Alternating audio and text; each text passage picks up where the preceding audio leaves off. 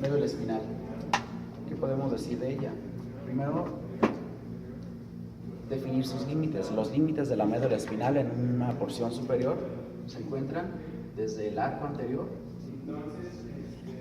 del atlas, ¿sí? O también se le puede conocer como a nivel de la decusación de las pirámides, a nivel de la decusación motora, ¿sale? Esto lo vamos a checar, pero se puede referir como esas porciones. Y en nuestra porción inferior hasta segunda, tercera, Primera vértebra coxilia, ¿no? no, L1 sacra, ¿no? o L2, ¿sale? Esto con médula espinal, ¿sí? Y después son... Tiene unas prolongaciones que se abarcan más allá de estos niveles, pero médula espinal únicamente hasta allí, ¿sale? Esos son los límites. Ahora, las porciones medulares. Esto de las porciones medulares es los segmentos en los que vamos a dividir la médula espinal para su estudio. Vamos a tener básicamente 4 porciones y 2 prolongaciones. Una prolongación que nace de una base, ¿sale? Entonces, la porción superior que abarca desde el arco anterior, S1, hasta la tercera o la del nivel de deposición de las pirámides, hasta tercera C3, hasta la tercera cervical. De aquí, de este segmento, van a nacer raíces espinales que van a conformar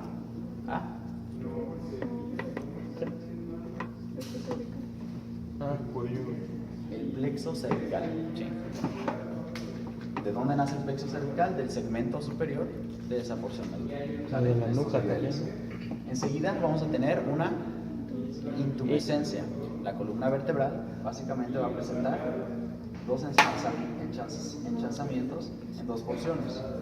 Una porción superior y una porción inferior.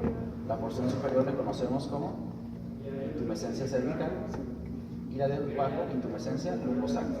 ¿Sale? Esas van a ser las 2 porciones que van a estar más enchanzadas. ¿Esto por qué? Básicamente porque de aquí,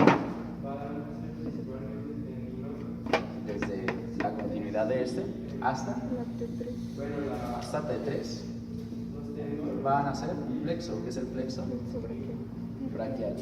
Y este plexo obviamente nos va a inervar a todos los miembros superiores. Es por eso esta intumescencia en esta porción. La porción dorsal abarca desde T3 hasta una variabilidad que es desde T9 hasta T10 aproximadamente. Aquí van a nacer básicamente los nervios intercostales o nervios dorsales. ¿Sale? De la intumescencia lumbosacra nace aproximadamente desde T9, T10 hasta la terminación de la médula espinal, que es L1, L2. Y de aquí van a ser el plexo lumbar y el plexo sacro. Y a veces se le conoce como plexo lumbosacro, pero en realidad son 2 porque inervan porciones diferentes.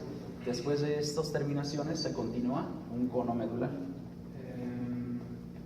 que es la porción más inferior del tejido neural de la médula espinal. ¿Sí?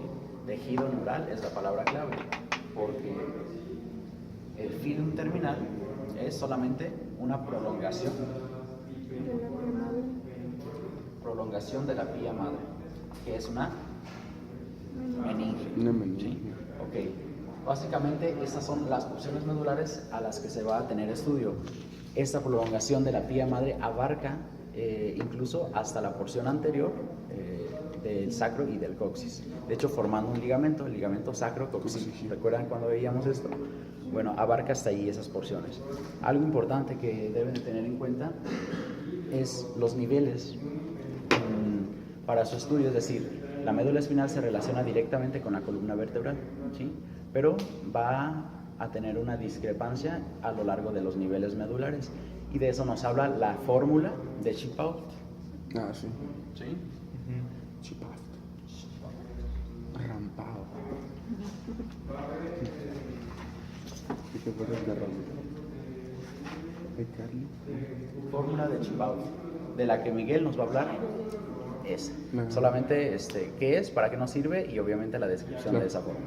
¿Sale? Básico. Sí, por favor. Sí. Estudienla. Eso es muy importante debido a otro concepto importante que se maneja principalmente en cirugía, de la que Ernesto nos va a hablar, es punción lumbar, ¿sale? La punción lumbar obviamente tiene referencias para poder nosotros hacer una punción a nivel lumbar sin dañar a la médula espinal, ¿sale? Esto básicamente con las referencias que Miguel nos va a dar, ¿sale? Ok, ahora el estudio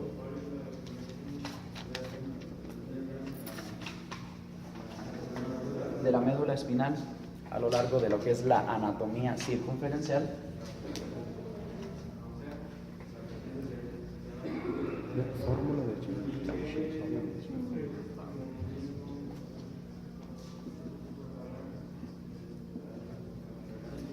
Va a ser algo así.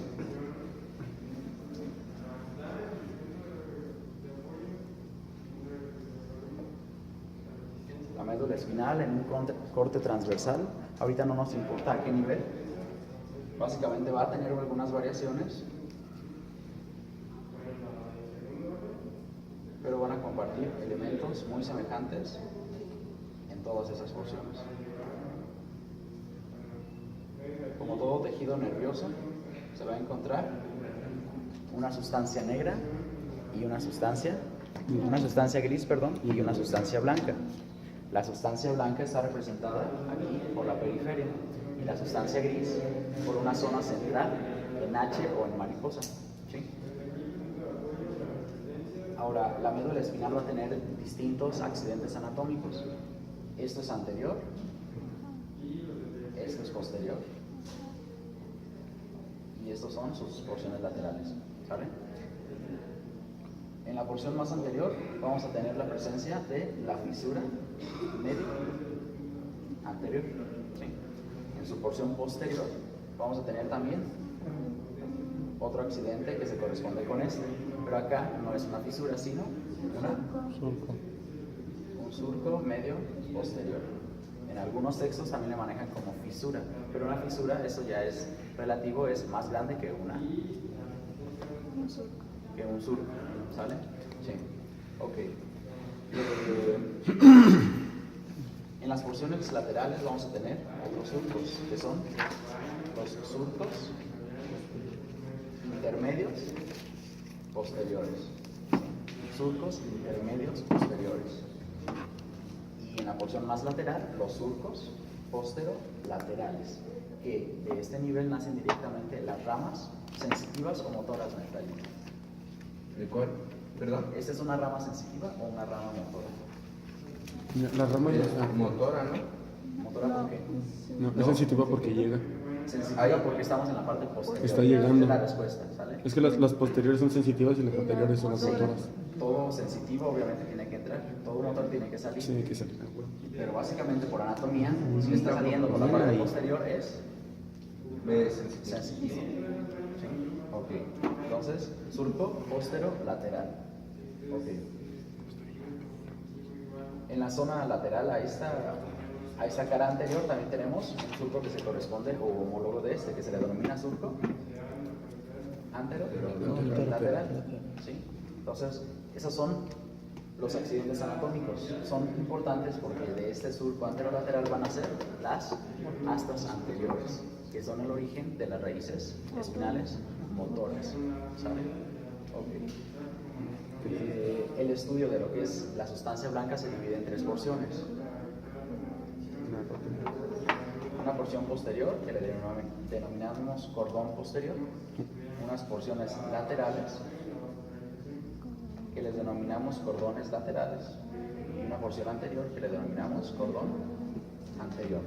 Son cordones porque obviamente por aquí corren básicamente axones, no hay cuerpos neuronales, son axones, fibras nerviosas, y por eso son estilo como cordones. ¿Sí?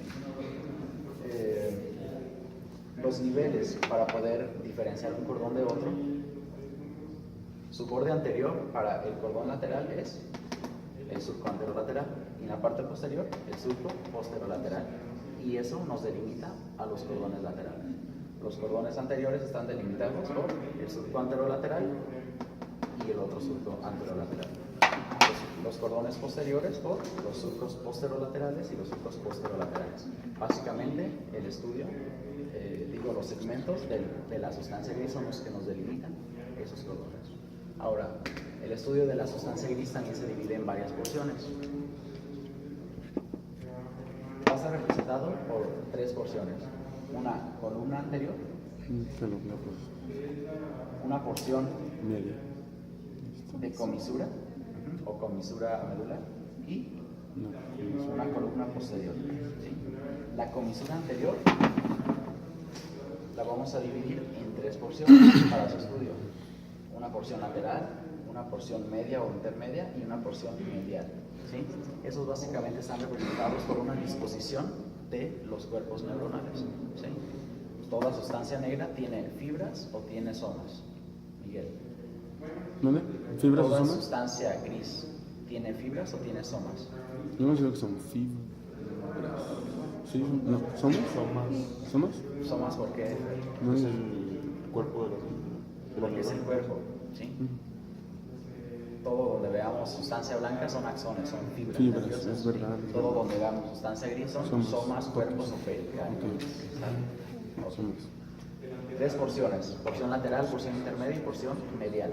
Cada uno va a tener una inervación o función distinta. Estamos en la asta motora, ¿sí? Por eso digo inervación motora. Entonces, no es importante que se aprendan esto todavía, ya lo vamos a ir viendo. Lo único que deben tener en cuenta es que son indiferentes uno del otro, porque van a inervar segmentos diferentes. ¿Sale? Okay.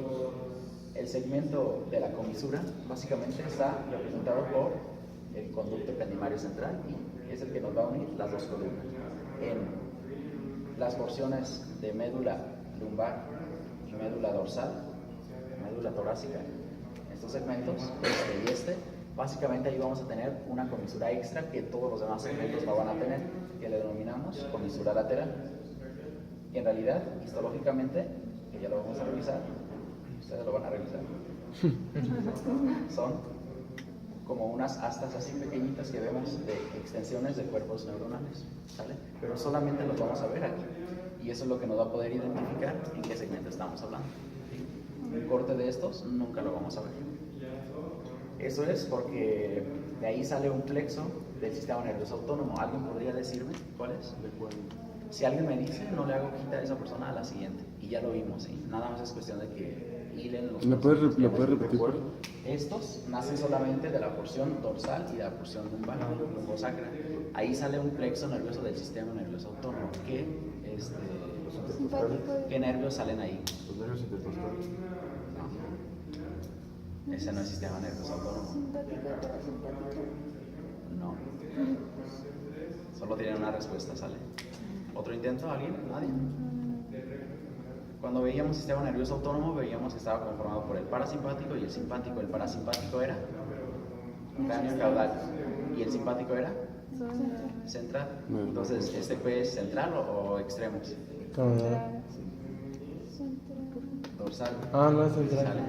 También tiene una porción lumbosacra, sí, pero básicamente es muy poquito. Si se fijan, todavía abarca T9 y T10. ¿Sí?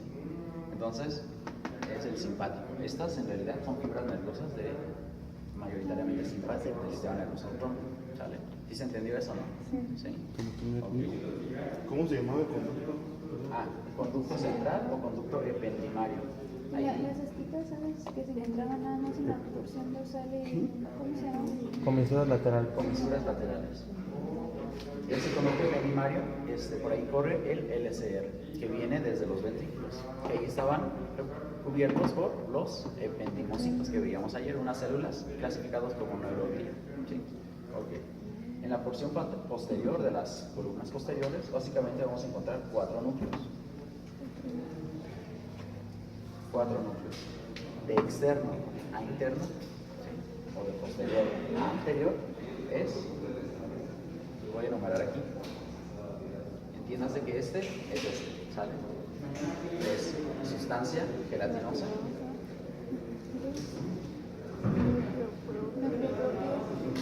propio, núcleo dorsal. ¿O qué epónimo tiene este?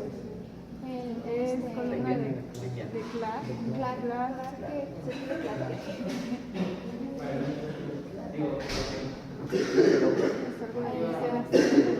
Núcleo aferente visceral.